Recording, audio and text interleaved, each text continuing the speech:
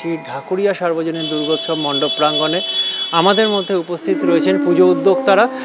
এবছরে তাদের বিষয় ভাবনা নির্বাক এবং এবছরের যে বিষয় ভাবনা যে শিল্পী, তার গত বছরের নিজের জীবনের যে একাকিত্ব, একটি অসুখ হয় তার শরীরে, তার ফলে তার যে 1.5 মাসের একাকিত্ব, সেই জীবনের 1.5 মাসের যে নির্বাক জীবন তাকে উৎসর্গ করেছেন এখানকার পুজো কমিটি। সরাসরি উদ্যোক্তার কাছে চলে যাব আরও বিস্তারিত শোনার জন্য। আপনার পরিচয়? নমস্কার, শীর্ষেন্দু বাগচি, আমি ঢাকুরিয়া সার্বজনীন দুর্গোৎসবের যুগ্ম সম্পাদক। এবছর যে থিমটা আমরা তুলে ধরেছি সেই থিমটার নাম নির্বাক, ভাবনায় সৌভিক কালী।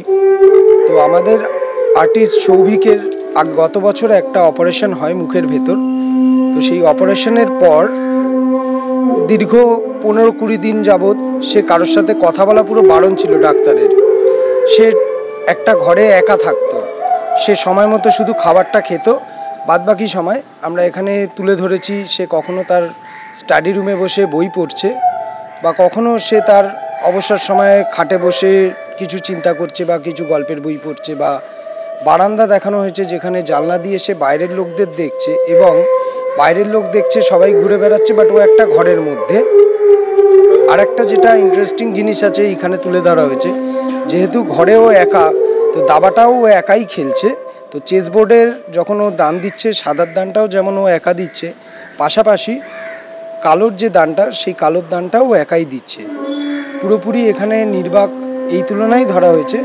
আর ঠাকুরের পেছনে আমাদের একটা যে বারান্দা করা হয়েছে, তো সেই বারান্দাটা একটা আরাম কেদারা আছে।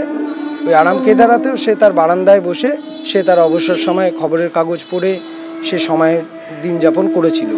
তো এই যে দীর্ঘ 20-25 দিন মতো যে সময়টা গেছে তার জীবনের, সেই 20-25 দিনের সময়টাকেই সে তুলে ধরিয়েছে এবছরের 95তম বর্ষে ঢাকুরিয়া সার্বজনীন দুর্গোৎসবের পূজা মণ্ডপে।